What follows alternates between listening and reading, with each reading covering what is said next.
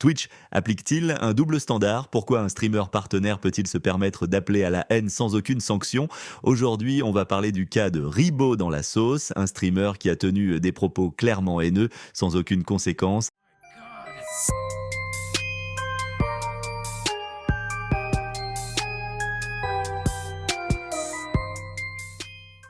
Ribot dans la sauce se revendique de gauche et soutient publiquement Jean-Luc Mélenchon et ses idées. C'est donc un membre de cette mouvance politique qui laisse libre cours à ce type de discours haineux et discriminatoire et des insultes graves, une modération complice et Twitch qui ferme les yeux.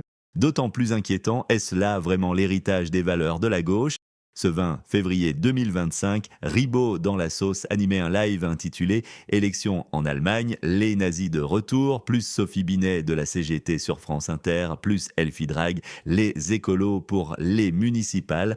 Un titre déjà provocateur, cette personne fait ça tout le temps. Mais c'est surtout durant le live que ça va dégénérer et c'est très souvent comme ça. On parlait de FDP en parlant de l'Allemagne, mais il y a d'autres FDP. Il y a Elon Musk, par exemple. Regardez cette vidéo, à quel point Elon Musk est un connard. Un live On qui va se veut analyser tout être ça travaillé, après. professionnel, J'ai un peu sérieux en révisé, j'ai un apparence. peu travaillé mon sujet. Je connais quand même un petit peu le truc. Et Du coup, si pourtant, je suis pas après quelques ultra, minutes ultra et connaisseur en questions, politique celui-ci avoue ne rien savoir. donc c'est CDU et CSU. Le CSU, je vois même plus ce que c'est précisément par rapport au CDU. Je sais plus exactement. Pourquoi faire des analyses sans se documenter? Il se focalise simplement sur une même source pour faire son analyse. Bien sûr, tu as raison. Une source de Sciences Po. Un 5 autre hommes ont été passage interpellés choquant du mercredi live, 19 février c'est après lorsqu'il parle de l'agression l'agression à mi-janvier Angers. dans le centre-ville. Ils avaient tenté d'imposer des saluts nazis à leurs victimes sous peine de les rouer de coups. On nous a demandé de faire le salut nazi sous peine de nous buter. Ah ouais, sous peine de nous buter, quoi. En réaction, Ribot dans la sauce vous donne son analyse de pro. Alcoolisé et nazi, hein. C'est vraiment les petits nazillons pathétiques et violents, quoi. C'est chaud. Parce que là, il faut qu'ils se calment un peu, hein. Les droitards, ils ont trop pris la confiance, comme je dis à chaque fois, sauf que la loi, pas encore totalement de leur côté, quoi. Et être nazi, être un gros mec d'extrême, un gros facho violent qui fait de l'apologie de la haine raciale et ce genre de choses, c'est illégal pour l'instant. Les antifas, parfois, ils vont aller chercher des fachos un peu dans la rue, hein, mais ils vont pas faire ça à des random mecs de droite. Pour leur dire, t'es de droite ou t'es de gauche? Toi, t'es de droite, on te pète la gueule. Jamais les antifas ne font ça. Jamais un groupe antifa ferait ça. Après quelques recherches, voici un article. Des militants issus du mouvement antifasciste La Jeune Garde ont été mis en examen jeudi 27 juin pour violences volontaires en raison de la race, de l'ethnie, de la nation ou de la religion, a révélé le Canard enchaîné. Fin mai,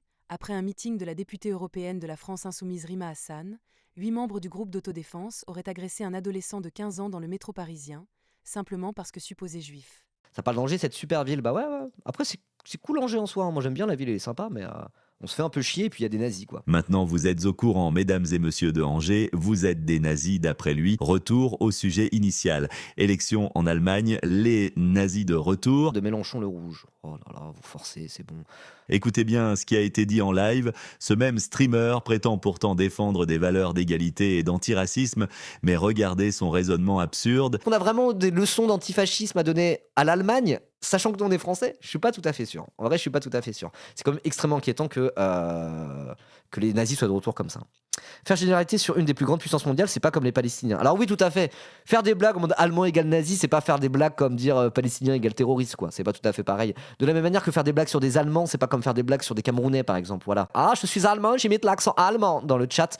Moi, ça me pose pas de soucis. Si vous venez en vocal et que vous me le faites, ça me fera rigoler. Si vous faites pareil avec, je sais pas, l'accent camerounais, non, c'est pas pareil, en fait. Voilà. Un ancien pays colonisé où les gens sont victimes du racisme structurel, c'est pas la même chose que les Allemands, bien sûr. On peut se permettre de faire des généralités sur les Allemands, même si c'est un peu de mauvais goût. Voilà, c'est pas comme le faire sur sur je sais pas, des Palestiniens ou un pays africain ou que sais-je, quoi. Voilà. Et puis ils ont qu'à pas être des nazis. C'est des chleux de merde qu'ils aillent se faire enculer. On aurait dû en faire un parking de leur pays de merde en 45.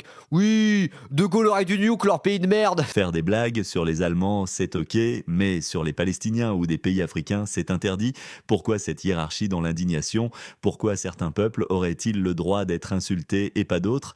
Et surtout, il laisse passer ses propos sans broncher, il ne sanctionne pas. Par contre, on sait très bien que si ça avait été une blague sur la Palestine ou un pays africain, ça aurait été une sanction immédiate. D'ailleurs, la dernière dernière phrase a été dite par sa modération au lieu de réagir. Ribot, dans la sauce, laisse faire, complicité ou simple hypocrisie. La question est simple, pourquoi Twitch laisse-t-il passer ça? Pourquoi ce streamer qui est partenaire et donc censé être soumis à des règles plus strictes peut-il tenir des propos aussi graves sans conséquence? On a déjà vu Twitch bannir des streamers pour bien moins que ça. Pourtant, ici, aucune réaction.